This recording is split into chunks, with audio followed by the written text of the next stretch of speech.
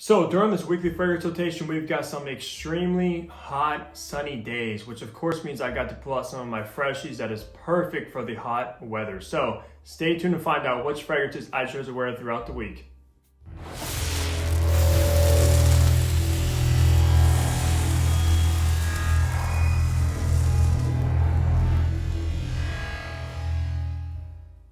Hey, what's going on guys? Hunter here and welcome back to my channel. And if you are new, what I do is I make fragrance related content. So if you love fragrances, go ahead and hit that subscribe button down below. And also be sure to follow my fragrance Instagram page, which I've been posting to daily. So definitely don't miss out on that. But yeah, another weekly fragrance rotation coming right at you guys. And if you aren't familiar with this series that I do on my channel, pretty much talk about which fragrances I chose to wear on each day, the kind of weather, how many sprays I did, and of course, if we got any compliments or not on that particular fragrance. So per usual, let's start this week off on Sunday. All right, so for Sunday, it was a pretty hot day, I think in the low 80s, but it was also very, very sunny. And I actually chose to wear, dare I say, my favorite fougere, which is of course Roja Parfum's Scandal Parfum Cologne. Now, this actually might surpass Beau de Jour from Tom Ford as the #1 spot for fougere because there's something absolutely special about Scandal, guys. Of course, you get that beautiful lavender in the opening, and then it dries down to one of the best ambergris I've ever got my nose on. It's very salty, slightly animalic that can kind of persuade people away from the dry down of this stuff, but it is just absolutely gorgeous, guys. It does kind of have like the old school fougere barbershop touches to it, but it is a little bit modernized. On that day, I actually did go 8 sprays of this stuff. I was at home, did do some errands and stuff like that, but I did not get any compliments. But yeah, man, this stuff is just a delight and might be, I think it is my #1 favorite fougere at this time. It's just so good. All right, guys, so Monday was actually Memorial Day, so I was also off work on that day. It was extremely hot, 90 degrees, but unfortunately, I didn't actually get to go outside and enjoy it. I was kind of just at home pretty much all day, taking it easy and just working on my channel and stuff like that. But I actually chose to wear Allure Main's Amber Oud Gold Edition, which I just did a review on that not too long ago. But I actually sold that bottle, so I do not have it in hand to show you guys. But if you are familiar with that fragrance, it's actually a clone of Xerjoff's Herba Pera, which is a very fruity, extremely fruity fragrance, guys. But I did obviously decide to wear it on Monday because that was my last wearing of it. I did go 3 sprays of that stuff, pretty much just at home. But yeah, at the end of the day, it is a good fragrance, but it's not my favorite. It's very sweet. It is unisex, even though it is targeted towards men. It does kind of have a feminine touch to it. But at the end of the day, I did sell it, so I hope that person is enjoying it because it is a great fruity fragrance that is absolutely nuclear, guys. So yeah, that's what I chose to wear on Monday is Amber Oud Gold Edition. All right, so for Tuesday, I'm back at work for most of the day, which was unfortunate because on Tuesday, it was blistering hot, guys, in the 90s, and the sun was blazing. So I actually had to pull out one of the best summer cheapies in my entire collection. It is Jimmy Choo's Man Ice. Now, with Jimmy Choo Man Ice, guys, this actually reminds me of a nice, refreshing, cold lemonade. That's exactly how this comes across, like just a nice lemonade drink, like you know the ones you get at the fair that have the real lemons in it, a bunch of ice.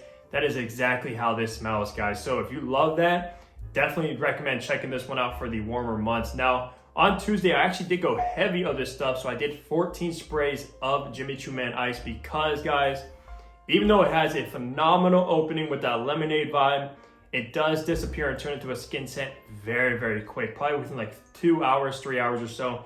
It's almost gone off your skin and no one's really gonna smell it. So definitely had to do 14 sprays and on close to get some kind of performance out of it.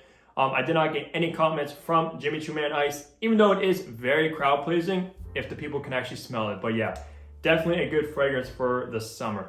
All right, so for Wednesday, also at work, it was in the high 80s, I think almost 90 degrees, also sunny, like I said in the intro. We had an extremely sunny, hot week, but this fragrance here that I put out for Tuesday at work, I actually regretted the moment I got to work. I was like, nah, I should not have worn this. Should have worn something else, but I did pull out Dsquared2 Wood for men. Now, this fragrance, this has identity crisis, guys. If you check my review on my Instagram channel or Instagram page, I said, yeah, this has identity crisis because the name is wood and this does not smell anything like wood, guys. This is actually very citrusy.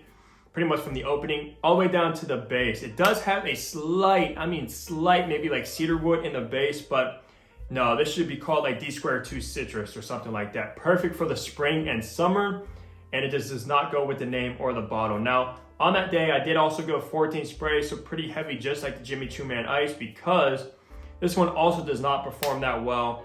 It is a little bit better than the Jimmy Choo, but at the end of the day, it's slightly below average. Now, I did not get any comments at work from Dsquared2 Wood, even though, like I said, it is very crowd pleasing. There's nothing daring about this, and I just picked it up because it did get a little bit of hype, and I came across it at TJ Maxx one day. So yeah, sort of regretted it, but at the end of the day, that's what I chose to wear on Tuesday. All right, so for Thursday, wrapping my work week off, man. Now this fragrance here, I did not regret actually spraying on that day, because I absolutely love this stuff, man. It's actually my favorite launch of 2021.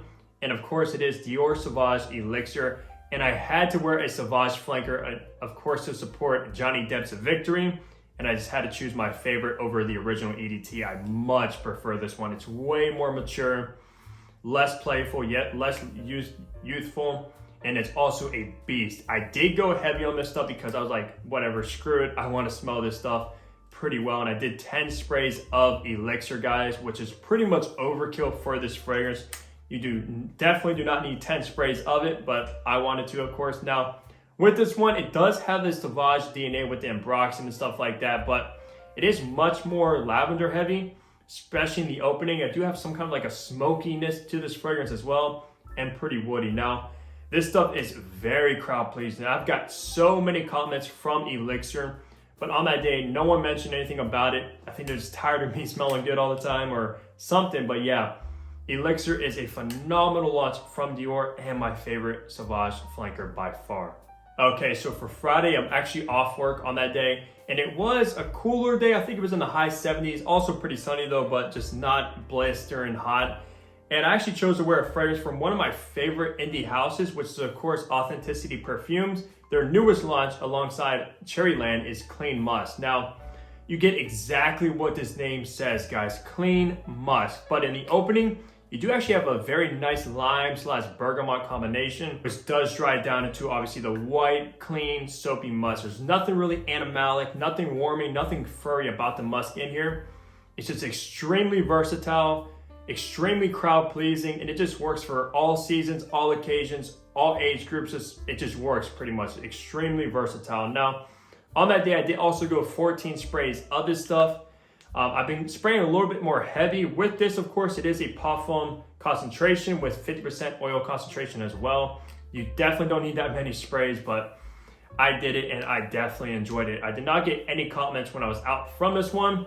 It's not really like, I would say, crowd pleasing. It doesn't really smell like a cologne that a lot of women would love or anything like that. It just smells like a second skin kind of. Just smells clean, just smells soapy. But yeah, I love musk, I love white musk, and they did a phenomenal job with Clean Musk. All right, so wrapping this week off on Saturday. Now Saturday, I also did not do much, pretty much just chilled out. It was in the 70s, also sunny.